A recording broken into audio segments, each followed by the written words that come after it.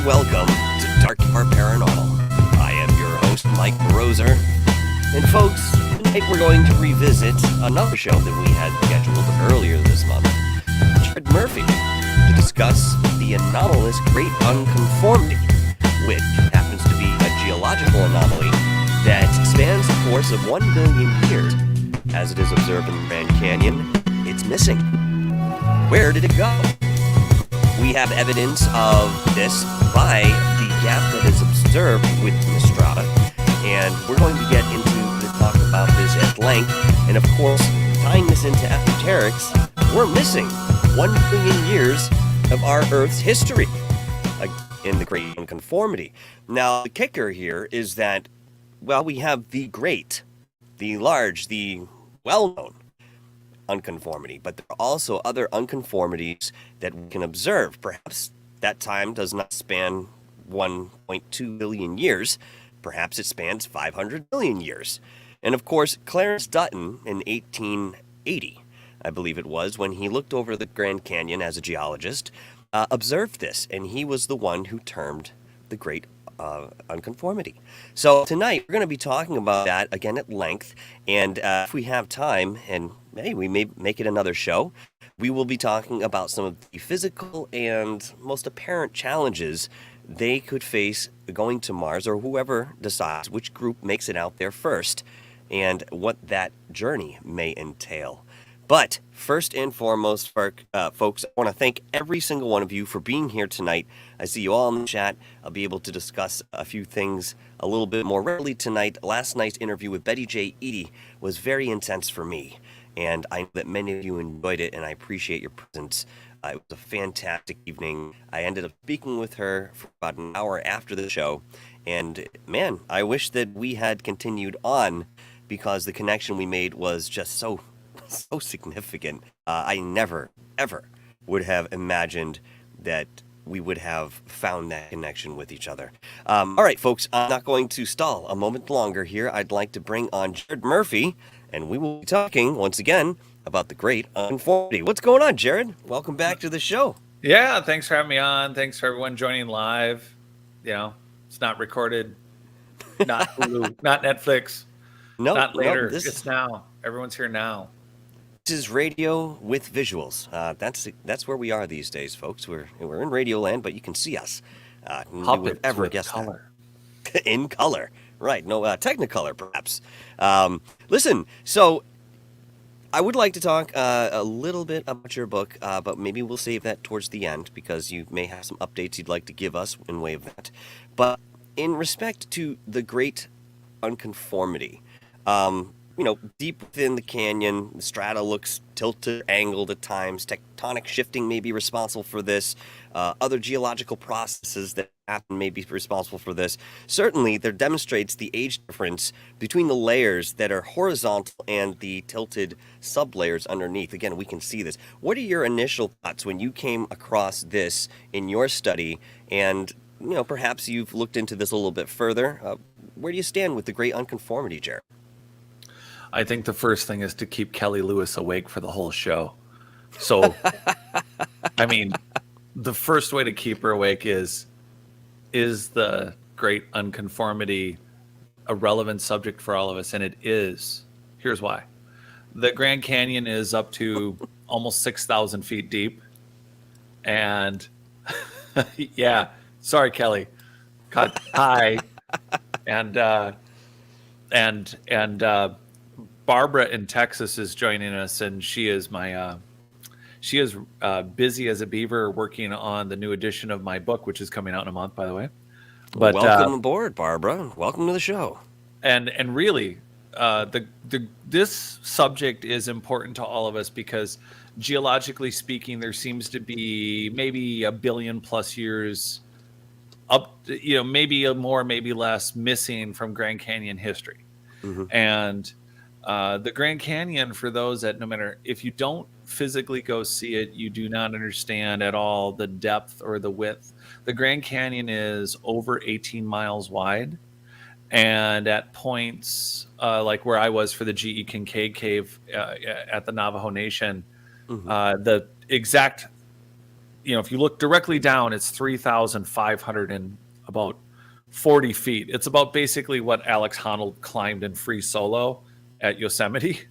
And this is the perspective, just you don't get how grand the Grand Canyon is until you see it. And it runs on for 300 miles, give or take. And this issue with missing geological strata sounds like it's going to be a boring subject, but the reason it's important is because it ties into our ancient megalithic history, and we are constantly fascinated by like the unfinished obelisk at the Aswan quarry and giant megalithic Baalbek stones that are 1,000 plus ton trilithons, they call them. But the reality is they're not just there; they're also at the Wailing Wall. They're below, the temple in Jerusalem. They were going to do sidewalk repair and found that the temple actually goes. How they did not know this, I don't know, but it goes 60 feet further into the ground, and it's again built on these giant megalithic blocks. So we're talking about a society that's global, and they're mining likely as large as they're building.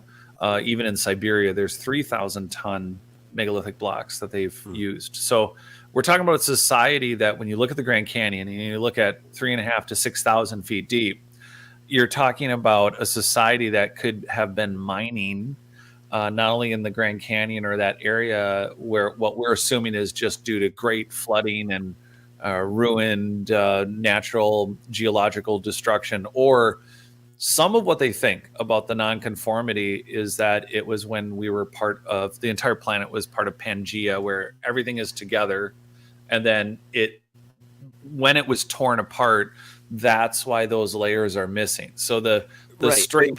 I'm sorry, let me interrupt you for just a moment so I have some clarity on what you just said. Yeah. Were you suggesting that there were cultures that were doing some sort of shifting in topography or mining, as you're saying, this is one of the reasons some of the layering is missing? Yeah, so I think the Grand Canyon is a good example for a couple things. One is, geologically speaking, it could be, we were part of Pangea. Pangea's breaking up, and the missing layers. One of the theories is that it was during Pangea, the breakup, the stretching of the different crustal layers, and somehow that's what's accounting for those missing that strata, that it had to do with when Pangea was breaking up. So there's this straight geological academic, and it's not that it's a bad theory, it's a solid theory. So it could be a, in quotes, natural process. But all over the earth, including Arizona, there's places that have been mined by, in quotes, modern mining. And when they're gone, there's a new mound that's basically a mountain. And it doesn't take long before it gets covered in vegetation and trees. And before you know it, in less than 100 years, we're looking at what is 100% mining tailings, which is just crushed remains of whatever they didn't want. From whatever you're mining, you generally start with big blocks, or you sort through and you sift through until you end up with the mineral you want being caught in bins very primitively. And then whatever's left is the tailings. And so they dump it. And there's huge piles all over the earth. One of the biggest mining tailing piles is in South Africa, where I was doing archaeological research, this summer or the January before. And that it's really incredible. These mining tailing piles, we don't really associate with ancient mining. Just like our history, we think we're the most advanced as we are now.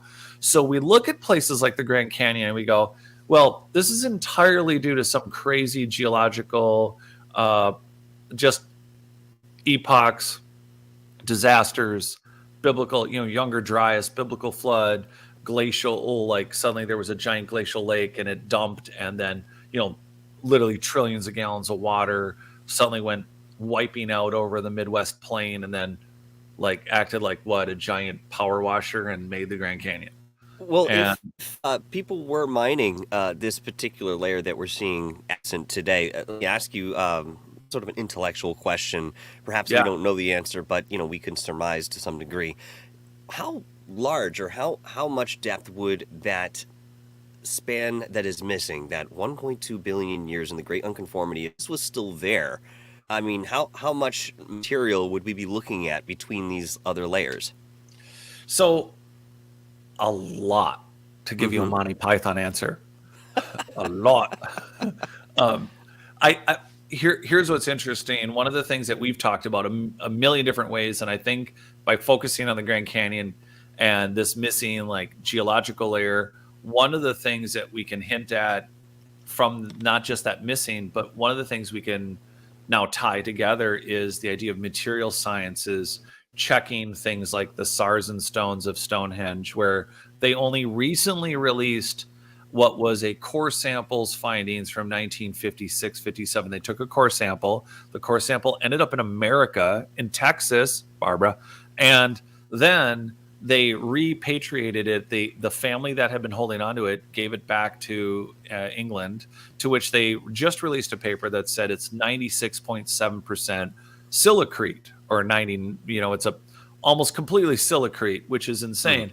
And that's a sand, but it's again silicrete. So you're dealing with a society that's building with quartz crystallines. They're dealing with stones as if they are or sand, always in reference to something frequency or energy or communication related. So what would happen if we start testing more of the standing stones, dolmens at America's Stonehenge, where you and I were, and at America's Stonehenge, you and I are looking at rubble. And is it really just primitive? Is it really just that they scraped away and stacked a bunch of natural stones? Or was a period of time dedicated to a more advanced society that said, well, we want this particular sand or layer of geology for a substrate? So when we look at these megalithic buildings, like at Tiwanaku or the Great Pyramid, and we say, oh yeah, they're built on rock. Well, are they built on rock, or they're built on a foundation? But is it a crushed stone that they mined out of the Grand Canyon? Is it a crushed stone that they mined from somewhere in China? Are we going to ultimately core sample under some of these buildings and find that there's layer upon layer, and one layer is from the Grand Canyon, and one layer is from Aswan Quarry, and one layer is from the large unknown prehistory mines that are in Greece or in China? Or again, we're missing millions of miles that are underwater that could represent quarries and areas that were used as resources that we don't know. But we don't do material building sampling. So what we have is not just the Grand Canyon. There's just large amounts of what appears to be displaced stone, or like this layer shouldn't be here, or this pile of sand shouldn't be there. Yet, well, somebody put it there. So what period of time, if it wasn't us in modern mining times, who put that pile of sand there? You're looking at it and saying It's natural, like the rainbow. If everybody looks up, they don't need to do it right now, but if you look up Rainbow Mountains, there's some in South America and there's some in China, and they look very much like modern tailing piles, where based on the mineral, it looks like this very pretty multicolored mountain range. It's not really mountains, it's tailings. But again, people find what they're looking for. So when we're looking at the Grand Canyon and we're going, okay, there's a whole missing layer of sand. Well, or a missing layer of a material. So let's just not, sand, rock, when things have been, sandstone is exactly that. It becomes rock after millions of years of just settlement. And, it's why the Klerksdorp spheres that are 3.5 billion years old are found in rock. They weren't in rock originally. So let's just say that I think a combination of, whether we like it or not, destructive sampling of buildings to not only find out if they're made out of concretes, ancient concretes, we want to start looking to see if the foundations of the buildings, things that we took for granted were bedrock. Again, there's also whole cityscapes that are missing now that may have been built out of other materials that have turned back to sand or have been dusted to the winds. But their foundations could be this material or material similar, and it's an area of research that we're just not doing. That's very curious, because we would think that at whatever point in time when this layer was washed away or eroded away or had been moved in some other fashion, that would be it. Maybe there was another civilization that had used some of that in a mining sense, or had stumbled upon an area of land that, the remnant of prior mining was there, and of course have woven this into their constructs. I mean, it is possible, and that's a very interesting thought that had not crossed my mind. When you look at the Grand Canyon, you spoke about how it spans 18 miles across. I mean, this is an enormous natural discovery here that was made back in, I think it was the 1500s.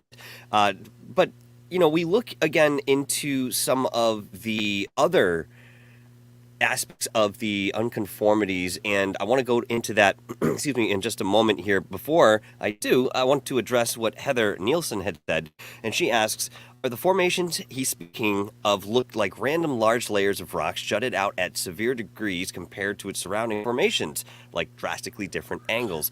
And I'll jump on this before I let Jared take the reins and say absolutely.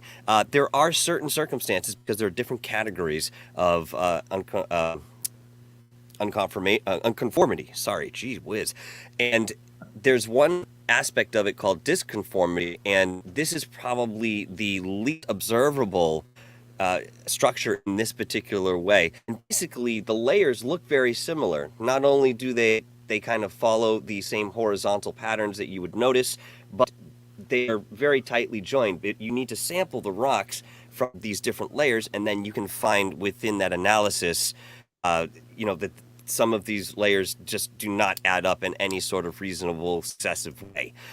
Now, when we're looking at, dating some of this, I think in most cases, at least the two prominent theories that I'll go over with Jared in a little bit here, they were using uranium isotopes and helium trapped in zircon crystals, if I'm not mistaken. And again, the only difference between the two experiments in dating was that they used, helium molecule in one, and they used gee whiz, I can't remember the name of this one. Another isotope that was isolated that essentially sits closer to the surface and doesn't dip down to the magma, because one of the theories is that while these plates are shifting and some of this soil or whatever's on the top is eroding, it's being pushed back into the earth and brought back into that magnetic state, and sure enough, it would come up with other elements. But again, this is all within theory. Jared, take a stab at this one, huh? Well, I think, part of it is there's so many layers at the Grand Canyon. There are a lot of U.S. geological reports. We were actually able to pull one up that covers mile marker 56, exactly where the Grand Canyon, where the G.E. Kincaid Cave is supposed to have been. And it was very interesting that they had every strata down to the riverbed LiDAR'd and mapped. And so there's a lot of information on that. Touching on quickly the aging, it's one of a great thing that I found fascinating when I was looking at, okay, well, how do we date things? We can't date stone, and we're using optical stimulus luminescence. LiDAR isn't, that's giving us a topography, it's not giving us aging. Optical, the luminescence testing requires, there's ways that carbon dating has improved, but there's also ways that it can be contaminated. And there's way OSL dating works, but then there's ways it can be contaminated. So there's a lot of different ways you can do aging and testing and say, we think we got it right, we think we didn't. There's a lot of times, like at Waialako for Virginia Steen McIntyre's find, that has been proven now to be, these are anatomically correct humans. This is a geologist and a team of geologists that originally thought it was 260,000 years old. They were doing carbon testing. That carbon testing has since improved since the 60s. And where they are now is that it's at least 330 to 560,000 years old. Mm-hmm. And all these different improvements happen. But what I found really interesting about dating any rock is that they date it by the layer of dinosaur bones that they find in it. Mm-hmm. Or not, or fossils of any kind, right? Yes, and then when you look up how they date fossils, they date it by the layer of rock they find it in. And then you're like, who decided to just stop thinking at the college early? It's like, how did we just decide not to really think it out. So we have an issue with how we date anything when it's not an organic material, because we don't have a solid system that really tells us anything truly. But we do have ranges. There are definitely windows, and I know on a minute scale, when you're thinking about growing a human being or a plant, you can't talk like, well, it kind of happened somewhere in the last 20 million years, or it happened between 50 million and 100 million years ago. That doesn't really help. For the Klerksdorp spheres, it helps. So if you want to get back to 3.5 billion years old, there are things that seem to be on the same layer that make sense to that period, back to the creation of the planet. But back to the canyon, the things that are everything about the canyon's odd. When you're standing there, and we have really detailed. We brought a lot of equipment when we were there on our expedition a couple months ago, and it's really, really hard to discern from a distance. Not that there's not obvious geological layers, and there has been a lot of geological reporting for those layers. The issue is standing there and imagining, well, who's been occupying these caves? Who's been occupying this valley? It seems desolate, but it remains largely over half the canyon, and I would say the majority of those 18 miles of width, the majority of that space has been unexplored. And no joke. So for those looking for adventure, and for those looking for permits or to take on a real endeavor of something, and you don't need to go running to Antarctica or running to another country. The reality is that, and we've talked about this, is that the professor that runs Carlsbad, has been part of the people who have been splunking in, the natural and biological departments, and the groups that have been all very interested in looking at ancient history within the Grand Canyon. They find caves that are 100, 500, 1,000 feet or more off the canyon floor in that middle 18 area. They allegedly have explored about 120 miles is what they said. But people miss things. And if you're not using thermal imaging, they're finding caves by literally just going, I think there's a cave there. And they're crawling up and finding what in some cases has turned out to be 40 miles. In one cave, there's 40 miles of cavern. And Jesus. Then you have, yeah, right. And there's perfectly mummified sloths that have been dead for 10 to 40,000 years. They're finding, that's curious, isn't it? And because the caves are at different heights, there are heights where they found horse skeletons, and they are not where the current river is. So there is also the mysterious stick people, which not a single tribe has a legend of or a story about. It predates the Anasazi. It's the stick people are called the stick people because as they started going through caves, and mind you, they say there's more caves in the Grand Canyon than at Carlsbad. And of the 270 miles of 18-mile wide canyons of the Grand Canyon, there isn't, they've done 120 miles. There's 150 plus miles, 18 miles wide, of unexplored potential caves for a society of the 120 miles they have explored. They keep finding tied together little stick people. So they've called the culture the stick people. And it's not the Navajo, it's not the Anasazi, it's not the other tribes and indigenous. They've done carbon dating, and they've put this society to 3000 BC. And that's, or at least, 3,000, it's 3,600 years old, give or take. So they don't know who they are. They don't have bodies. But if you have one cave with 40 miles and you have layers and layers and layers of mummified remains, from dead ancient sloths to horses to you name it, the caves have perfect temperatures to preserve and or make things mummified, a lot of them. So the Makes question sense. then is you could put an army, you could, just an idea for colleges, you could literally build a campus in the canyon, and I think you'd produce some of the best geologists and paleoanthropologists in the world if you would man a facility like that. Not to mention, there is 600 open uranium mining permits for the Grand Canyon right now. Yes. Just that area, 600 open mining permits for uranium.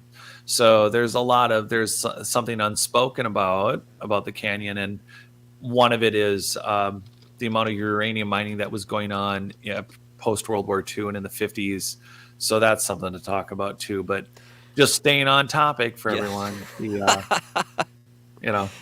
No, I love this because you can relate a lot of what we talk about to your experiences and your research and some of the information that's already out there in way of the Grand Canyon or whatever topic we're discussing. Looping back in these wide open braids, if you will, to again intertwine everything. I love that aspect about our conversations. Now, talking about the different theories about the Great Unconformity and unconformities in general, right? We have really Yeah. 3 or 4 larger theories, I should say. We have the idea that we have the tectonic plate shifting. It may have started with Pangea, maybe it was earlier than that, and it was Rodinia. There have been at least 2 supercontinents in, I think, before the Cambrian period. I think, or within this time before the Cambrian period. And please correct me if I'm wrong with that. But okay, so again, moving of tectonic plates, and this, obviously created what we see today. Mm-hmm. The erosion idea, wherein some sort of cataclysmic event or a series of events continued to scrape off this top layer. This got dumped into the oceans and actually, as a result, fortified and nutriated our waters, which then in turn gave us the advent of life as we know it.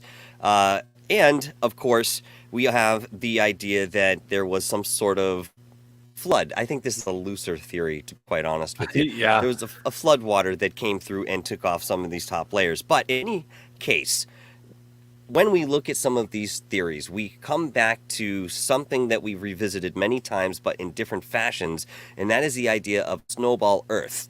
Okay, and what this basically is, for those of you who are not familiar, is an Earth that is entirely encapsulated with glacier and ice.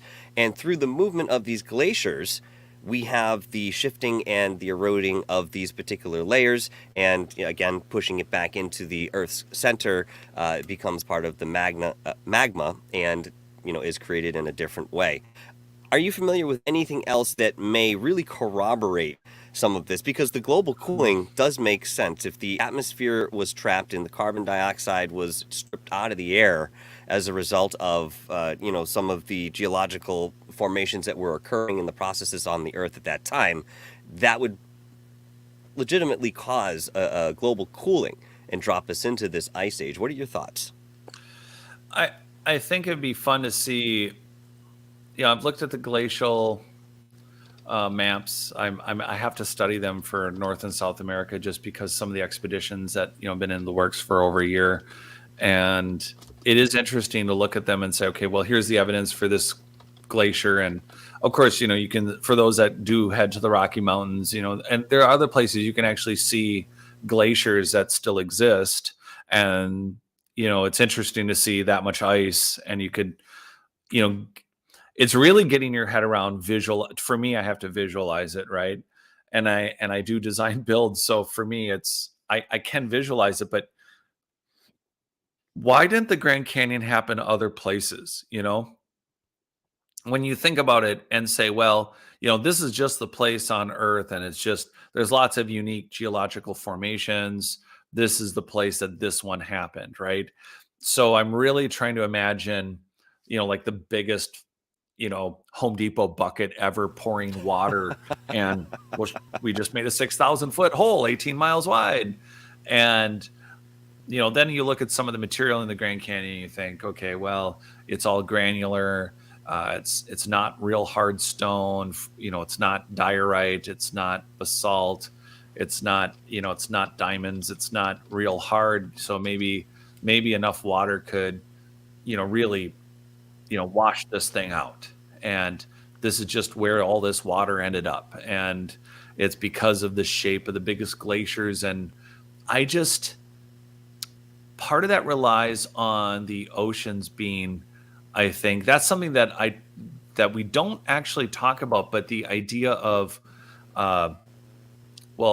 we've talked about hydrostatic plate shifting, where the water in the ocean gets under the crust, mm-hmm. and creates kind of a hydrostatic through steam. Basically, the theory goes it's like somehow the plates that we're theorizing exist are being shifted by hydraulic force. Yes. And so, okay, so a combo of enough water wasn't below the crust, but above the crust to make a thick enough layer of glacial material to, like all I can think of is Game of Thrones, right?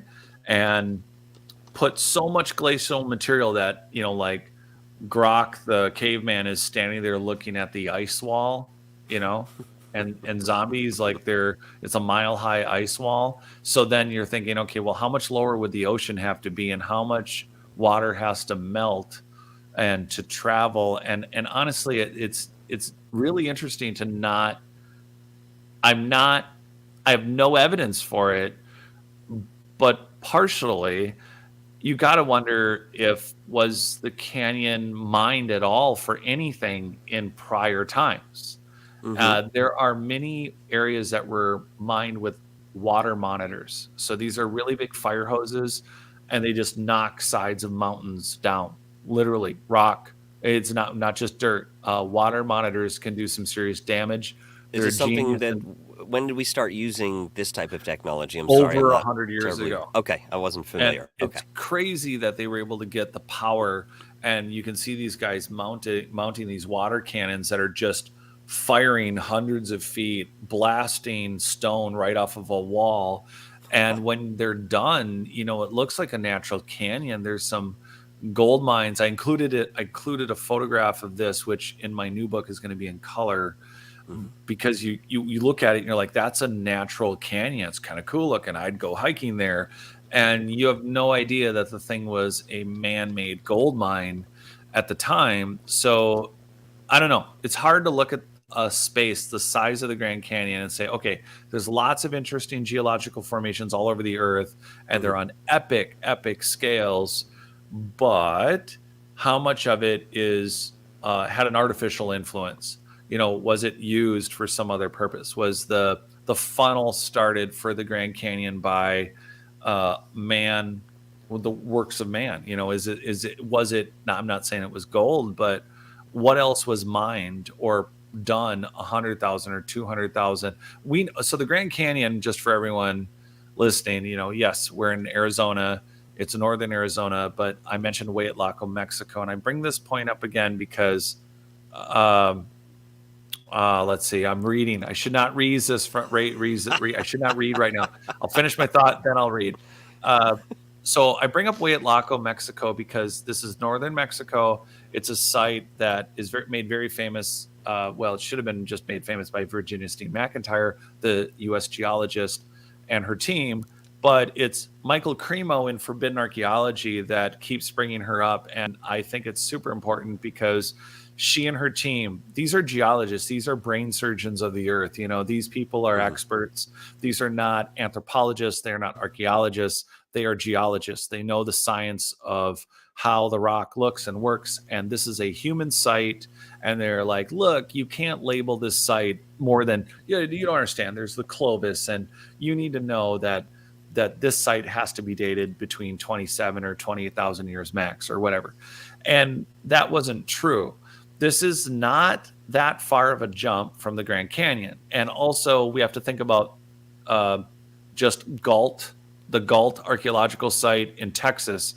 That site has a floor at it that at a minimum is 18,000 years old. But Hueyatlaco, now you got Texas, you got Arizona, and you got, northern Mexico. And this site is a human site that was decently populated from what they can tell. And again, 500,000 to 330,000 years old. That is way outside of our known human history. And it's way before the Younger Dryas. So 12,600 years ago, who cares? And let's just take 300,000 to do some easy numbers. Mount Toba isn't going to go off for 225,000 years. So right now, I can't believe that the Tonga volcano just went off again. For those of you that don't know, a massive volcano erupted, and that's in an area where, Krakatoa in our in the 1800s has done horrible things. And Mount Toba went off, and it's the worst geological disaster that we know of in a recent history. It's 75,000 years ago, plus or minus a grand. But if this human, anatomically correct occupied site in northern Mexico was there 300,000 years ago, and the Galt site was there 18,000 years ago, we already have human populations in the Grand Canyon area easily for 500,000 years. So what other geologies, what does the Grand Canyon look like 500,000 years ago? And we're well before the stick people, right? So where in the Grand Canyon it's at almost 6,000 to 3,500 feet deep, where's 500,000 years ago? Right. And that is getting us close to 1 billion. I mean, not really, but at 500,000, what are we looking for? Are we looking for eoliths and neoliths, simple stone tools, or are we, is it a technology that's using plastic and metal? And is this a society that any evidence of them would be gone because, well, everything they used went to crap? And then we have the mystery of, in the Rockies and not very far from Arizona, the underground stone, rock cut storage and shelters that the indigenous people have the legends of the ant people taking them underground and saving them during a great event. And the reality is, was that the Younger Dryas, or are they actually talking about Mount Toba? Are they talking about 75,000 years ago? Is it some other memory that's lived with them even longer? Those are some of the things, food for thought, everyone.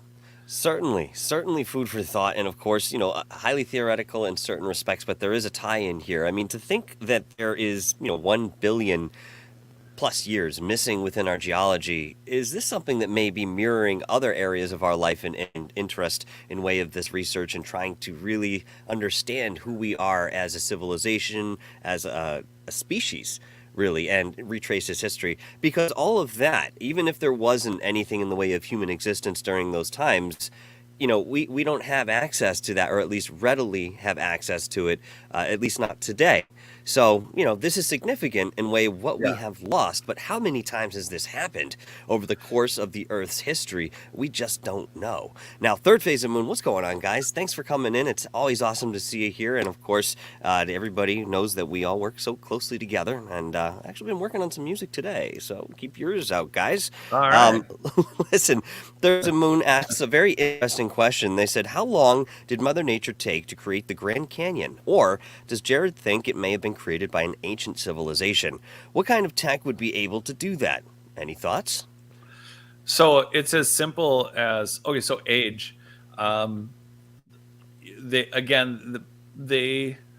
a lot of solid geology and geologists that just say that this is racked up to Pangea, that as the continents separated, the stretching caused some of what we're seeing as far as the length and width and breadth of the canyon. It's basically like stretch marks, and that's one of the theories.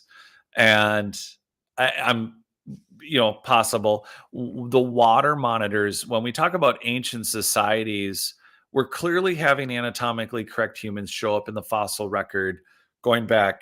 Again, these are paleoanthropological actual finds. They're documented, by Michael Cremo. And he's just collecting paleoanthropological finds in the last 150 years. And there is 1 million, 2 million, 5 million, 10 million, 20 million, 60 million 120 million year markers for anatomically correct humans showing up in the fossil record, which really doesn't do well for the official timeline. So what's going on with any human population? I mean, look at what we've done in 100 years. So what kind of technology could a fallen society? And we know that there was a fallen ancient advanced society because it's in the polygonal construction. It's in the management of sounds and frequencies. You just look at the devices we use to manage EMF or to manage 5G or to manage cell phone reception. Anything that we use currently, there's too much math and sciences and things showing up that, of course, I'm half talking about my book now. So I'm trying not to. So the reality is, what kind of technology shows up? So water monitors are crazy, stupid, simple, but brilliant at what they do. When you watch a water monitor work, I almost want you to pull up a photo one for everyone, but unplanned. But if you look up, there's lots of black and white photos. I include them in my book, actually, which again, everyone, it'll be out in about a month. And for now, the re-release, but in color. But the water monitor can do literally carve a canyon. You could, if you run a water monitor with crews 24/7 or even 2 shifts, half the day, a decent crew could do some serious damage, depth and width. They would really be able to literally, it's power washing a mountain. And it is crazy how much you can go from what was once, with some excavators. I mean, the open pit mines right now, like the large ones, like the ones in Montana, China, there is some open pit mining. They look exactly like the Rainbow Mountains in South America and the Rainbow Mountains in China. And you can see the open pit copper mine in Montana from space. And so we're not doing a bad job today with really large equipment. And I don't think what's interesting to me is we only have examples of cranes on. Everyone says, okay, there's these giant megalithic blocks and we only have a couple of cranes on Earth, but no one ever actually really shows you. I realize this. No one ever actually says, well, what cranes? You think of a crane with an arm and it picks stuff up. The cranes that are able to pick up a megalithic block are the cranes that a few shipping yards are using for ocean-going vessels. They can literally pick the vessel up. They can lift it straight up and they can lift it straight down. That's what those cranes do. And it's shaped like a giant U shape. But we're talking about a society that's cutting a 1,000 ton block, or a little more nuancy is at Baalbek, there's 60-foot diorite pillars, columns, 60-foot. They're massive in diameter, but they're single piece. And someone had to cut that piece and put it on a lathe and then move it and get it to Baalbek and tilt it up as a pillar with these ornate Corinthian heads. And it's a single piece. That is technology we don't have. We don't have the ability to cut a 1,000 ton stone, let alone measure it and fit it to go in a polygonal construction that mutes and manages earthquake frequencies. Mm-hmm. And whatever that machine looks like, we like to think, okay, it's cone-shaped tools that are, vibrational, and they're floating it with anti-gravity devices, like a couple little droids out of every single new Star Wars episode now that's on Disney Plus. But the reality is, we don't, if we're looking pragmatically and if we're looking at with technology we have currently, I think they were clearly, if we were taking a guess, because like you said earlier, you alluded to that the earth kind of like implodes, it eats itself and it kind of regurgitates over and over millions or hundreds of millions or a billion years. So if you have a society that is building not just, pre Mount Toba, what if they were using machines that literally not only turn to dust, but again, they're recycled through the earth. I'm not saying the earth ate them or that they're just underwater. That's a possibility. A lot of what we're looking for, I think, is in marine archaeology, not just the Antikythera device. I'm not talking stuff from 3,000 years ago. I'm talking about the city off of Cuba that's 55,000 years old at a minimum, and it's likely above water when pre-Mount Toba. So someone's building these megalithic cities over 100,000 years ago or 75,000 years ago. It's not like they built them in time for Mount Toba to go off.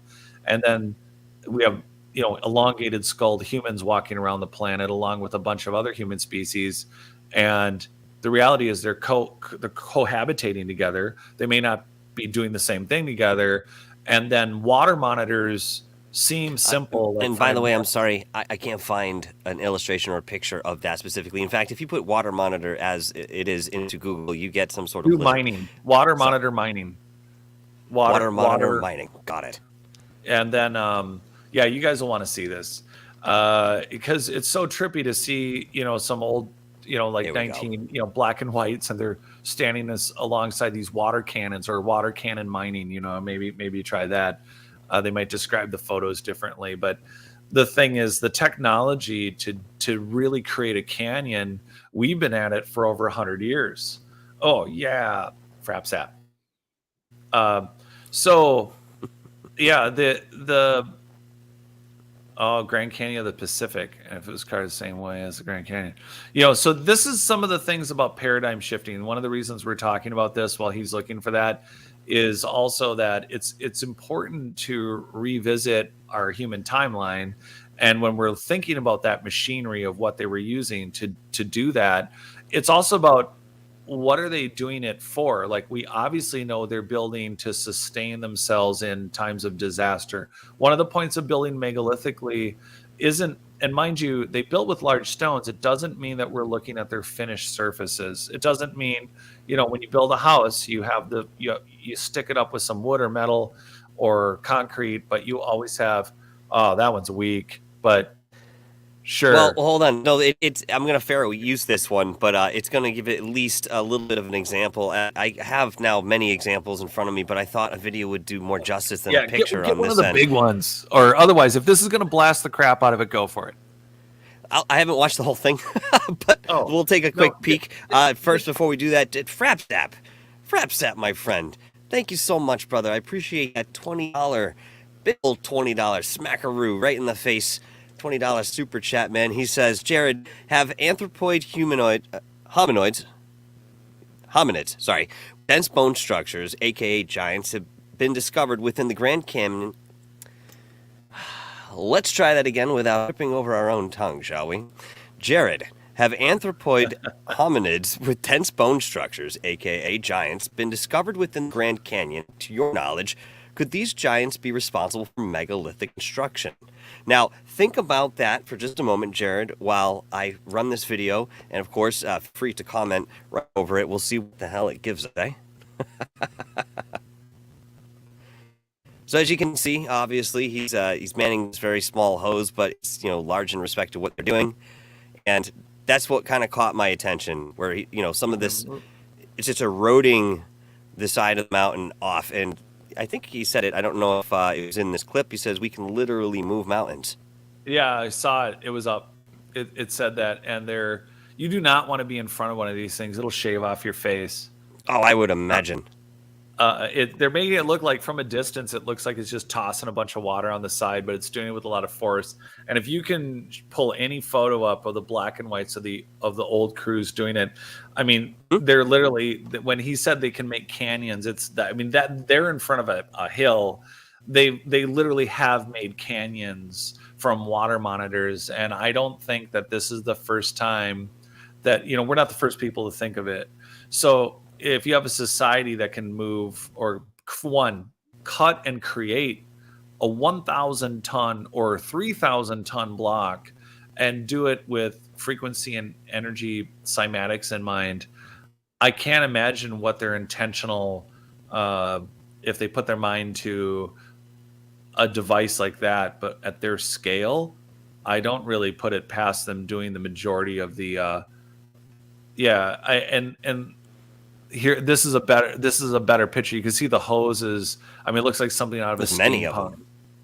Yeah, Right? and it looks like a steampunk thing. If you look at the size of the hoses, and they're shooting low right now, but I could tell you I've seen a lot of these photos, and the whole wall behind them or in front of the water, it's very likely that is entirely a result of them starting earlier, and it's all been water monitored away. That's That's really high pressure. That's absolutely unbelievable. I mean, I'm a little embarrassed that I wasn't aware of this technique and way of mining, at least. But, I guess it makes a lot of sense to use the force of water to do just this. And I mean, I remember as a kid, one of my favorite things to do, much to my parents' dismay, was to turn the hose on outside and go find the softer areas and just, press on that nozzle, and of course that creates a very direct and powerful stream, and you create these little holes in the ground. I used to think that was fantastic. I don't know why, but that's what kids do when they play in the mud. this is incredible they did this. Now, I don't think that, an entire society could have done something on the scale of, obviously the Grand Canyon. Maybe there was some element of this somewhere along the line. One thing that came to mind when you mentioned this initially were those constructs that are built into the sides of these cavernous areas, wherein there does not seem to be an entryway up and no way to get from the top down. So Yep. we're not even exactly sure how people got up into these structures, but it's even more of a mystery that we don't know how they were created. And of course, the question asks, after that, why were they created too? But we just don't know how it was done. Could it be possible that using this particular technique, maybe they had a way to constrict the water wherein they could get the right amount of pressure and shoot it through something cylindrical and perhaps carve out very meticulously not only those constructs you see within the walls, but perhaps some of the other very clean cut and even architecture we find within these ancient civilizations. Yeah, and tailing in on that Frapsap's question about have they discovered anything? It is cool. I'm very privileged and excited about being able to just get some very talented and very, very knowledgeable and experienced researchers, and people have contacted me from all over the world, and I've been very happy to hear about things that you're never going to see on the History Channel, or you're not going to see in mainstream. Not because it's bizarre and weird and not true, but because it's too close to what's going on. It's too close to the truth. It's too close to the what's the reality is. And as far as the Grand Canyon goes, and I haven't heard of any giants or anything being found, but literally, I don't think there's like a secret clandestine group researching the Grand Canyon without our knowledge. I think uranium is a high value target, but I don't know of any other ruins outside of like the ones you're talking about where any wood that would have been scaled in front of these really, like, why did they build a house so far up in the canyon wall? Mm-hmm. And I get it, very protective. You certainly don't have to worry about anyone approaching you. You could definitely leave the family home and the kids could just hurl rocks down. I mean, you would, it's not like anyone's climbing up there. If someone yanked the last 100-foot ladder, they'd be screwed. There's no getting to some of those locations. But what about the idea that the river was just higher and the canyon was slightly narrower? And you look at the rate of the slough off, like right now, the erosion within the Grand Canyon, it's really impressive. But again, it's mostly types of sandstones. It used to not be a canyon. It used to not be hard. It was sand. So you got to wonder, at what period of time was it that these layers of sand and the waters of the world were covering this area? Right. And I like to go back to, a lot of people like, I love dinosaurs as a kid. And I was a big fan, not just of pterodactyl, but of pteranodons, because pteranodons were bigger than pterodactyl. And pteranodons, this is important for everyone to know, they had a wingspan up to and over 27 feet. And they primarily lived, Shane Rodriguez, and they primarily lived in the Midwest and over the area that would have been the Grand Canyon all the way to Minnesota and probably into Canada, but basically all of Middle America down into Mexico and up kind of toward, I sound like a weather report. It's 250 million years ago in the beautiful Midlands of America that we call the swamp of the Jurassic era. Hopefully it will never end. It's been 180 million years. Stop global warming. Well, my God, there's so much to discuss in way of this topic. In fact, we're getting close to time here, but there are a couple things I'd like to bring up with you very quickly. Thank you, Shane Rodriguez, for $4.99 super chat there. He says, "Agush," which we all know comes from our very good friend Richie Giordano, and he's over at Goof On. He goes on before Dark Hour Paranormal these days at 9 o'clock p.m. Eastern Time, and we, of course, start at 11 o'clock p.m. Eastern Time. I certainly suggest you go and check out his show if you're not familiar, because you're going to have one hell of a time over there. You'll laugh, you'll cry, you'll smile, you'll frown. You'll throw your phone, you'll go and pick it up and buy a new one if it's broken. It's a fantastic show, guys. Go and check them out. Of course, and thank you once again, Shane Rodriguez. The first thing I want to say to you about this topic, the two things that I have to mention here. One is sort of this explanation. I haven't found a whole lot on this, and perhaps it's because I didn't dig enough in the way of the research, but somebody brought up the idea of a Cambrian explosion being responsible for what we see in the way of the Great Unconformity. And the way that they describe this is because prior to a certain period of time that we can, by and large loosely date, we see these fossils of certain species in the sense that we would expect them to be fossilized given the evolution that we can observe. Now, what they find with the Cambrian explosion is that there is a specific layer where all animals, all life of all species are fossilized. And of course, after that, we see some other anomalous activity going on, way of observation.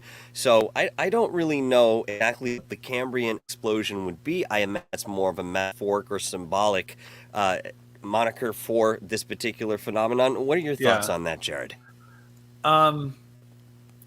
I've if you're gotten familiar, I don't mean to put you on the spot. Sorry. No, well, I'm not gonna say they're my thoughts. I got to meet two really great dinosaur hunters. They're from the University of Minnesota. They're paleoanthropologists. They're pretty famous in the dinosaur world, and we used to have anyway. I got to meet them, and they've been digging in Madagascar to Montana, and it's a husband and wife team, and it's pretty neat. But what's really interesting to me was they did a whole lecture on, and it was live. Sorry, folks, it wasn't on YouTube or anything, but it was an entire lecture on becoming, if you would like to become a fossil. And one of the things and it's really neat because it's the exception for anything to be fossilized. It's literally not the rule. It's the exception. Every single thing that we have on this planet that's survived anything after it's been buried is, if it's not bacterial or a critter or just, again, these giant epic events of catastrophe, super volcanoes, tsunamis, you name it. There's so many things, and asteroids and comets, and there's so many things that could have destroyed the history. It is not. It's a kind of a 50,000 foot view. Is it that because of the experience, and particularly by these experts as they go out and find not just dinosaurs but anything in the ground, is it an exception and not the rule just because of personal experience and the averages of everyone who goes and digs in the ground and says, hey, look, there's only so much to find? Is it also that nano sedimentary DNA testing is now on the forefront, and we're able to take the granules that we used to think, well, there's no bones here. Well, yeah, there's like 8 trillion pieces of dust that represent a mastodon and a T-Rex, and basically, in a cubic foot of dirt, it turns out there's 100,000 or 1,000,000 years of history, who knows, and we can now analyze it. That is a game changer. It's almost like we'll be able to look at it more closely. But for those fossil layers that appear to us to be missing, I think it's a question of perspective. Tabling, like, where everywhere on the globe have we found fossils? At what layer do those, like, again, some layers get tilted in one direction and some seem to push down. Crustal layers can go like this. They can overlap. They can push up, which is how we have mountain ranges. So, crustal displacement, or they separate and then you have a gap. So there's a lot of different ways that tectonic plate shifting is described with these different motions. Oh, they can rub together. That's not good. Those are usually like just really bad earthquakes too. I mean, not like you can't have them the other way, but all of it means that we have layers of earth that don't seem to be where they're supposed to be. Or like northern Mexico, we have a pyramid we talked about last time that was abandoned got buried under dirt to 30 something feet, and then there was a lava flow. And so then we have this stuff getting puked back up from Mother Nature to rejoin surface, creating either larger islands or more landmass, but it's on top of other history. So what got melted in that and what wasn't going to survive versus what got laminated and survived underneath it? It's so frustratingly random.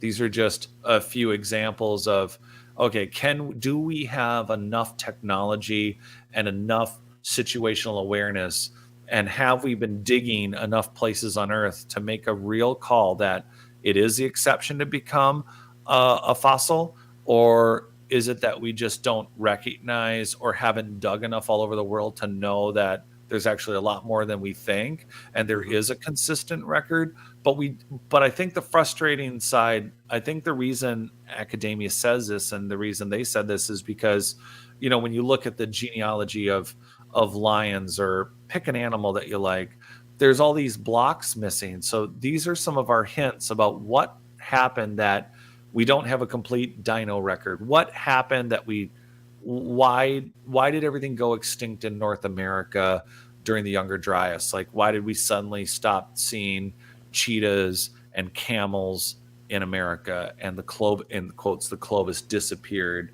And why is it that, again, there is different levels of time where either the ground itself is missing, or everything that's biological that should have been there is missing also, or vice versa at different times? And I do think that it's great food for thought for everyone, because is it natural disaster? Was it a global mishap of a society? Are there devices like those water monitors?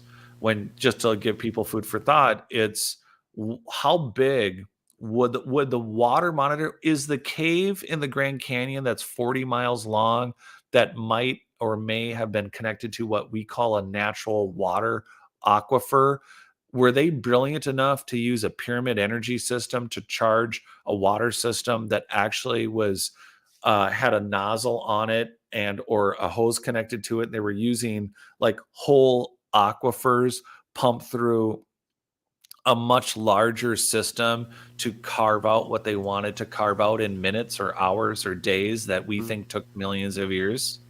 There's an idea.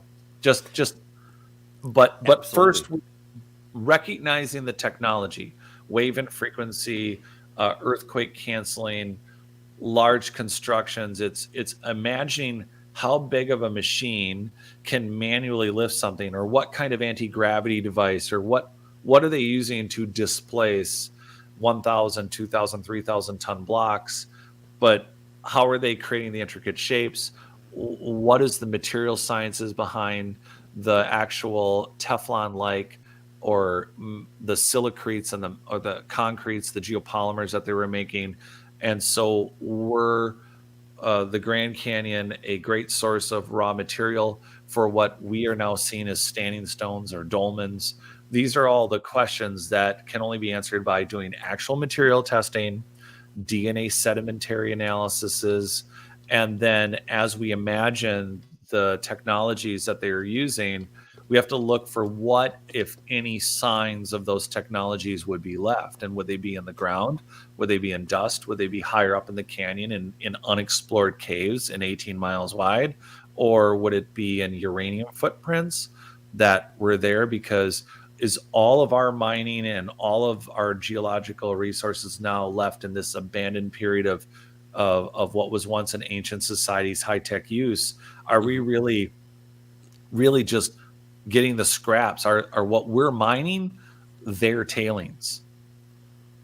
You bring up a great point here, and of course we can only talk about this stuff subjectively without any sort of evidence of technology, but I certainly find in certain circumstances that theory does birth some sort of evidence, in at least of interest, to go out into the field with that particular theory in mind, looking for that. And of course, we could get into this whole idea of manifestation too. Are we just going out and finding what's already there, or do we have a theory about what's happening and we actually reshape or shape, if it's not already done, the history that we have. I mean, we can talk about that sort of esoteric principle at a later time. I think that would be something really interesting to approach. But for the time being here, Jared, we are out of time. We're going to close out the show. But man, I want to thank you once again for coming in tonight. I saw people in the chat saying that they really enjoyed these topics and that they were interested in buying your book.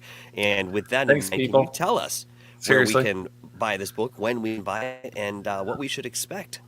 Yeah, it'll be finally in color. I think it's going to be great. We're working hard on it, and I'm really looking at a release date within the month. So I will definitely be on, and we'll chat about it. I'll have it out there. I'll have some, it's really hard to produce something this big in color because you need the photos. It's hard to talk about synesthesia if you can't see, yellow and blue equals 7. If you just see gray and gray equals 7, it doesn't make as much sense. So I would say not everybody gets the grayscale. Otherwise, yeah, my new documentary is still out on YouTube, though, on Not Aliens. And, of course, go check out my site, notaliens.com. Be happy to have you join and support. There's bigger expeditions, more stuff Michael and I are going to be doing in the field. And your support on the site is greatly appreciated. And believe me, every dollar plus all of mine goes to good use for that. And that's quite seriously, folks. I mean, I think most of you know that this is what we do. Even the day jobs that we hold, what we can, we to sustain ourselves, the rest of what we have. I mean, we only cut what is necessary and take the rest of that and put into these creative endeavors that you see here that we present for you. And you know what? We are more than happy. We are honored and interested to do it because we want to get this information out there. We want you to think for yourself and come up with theories based on the research and perception that you have. Perhaps together we'll actually find an answer, and from that point we always know that nothing is conclusory at the very end of the day. You can never shut the door, because once you open one door, you realize that you have now opened a myriad of doors and now have your decision of which one to traverse through. Jared, thank you so much for coming on the show, man. You know what to do. Hang out for a minute. I'll be back there, and we'll have you on again very soon. You know that.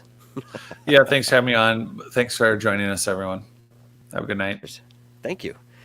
Wow, another fantastic show. I mean, we get so deep into these conversations with Jared. I can't express enough how much of a pleasure it is to have him with me on the show. And of course, being such a close friend of mine, really, my heart bleeds for this. And I really, really enjoy these type of folk that have such an intellectual background behind them, and we can go in depth. I mean, I'll exhaust my vocabulary in some respects, and they just pick it up from there, and I start learning along with everybody here.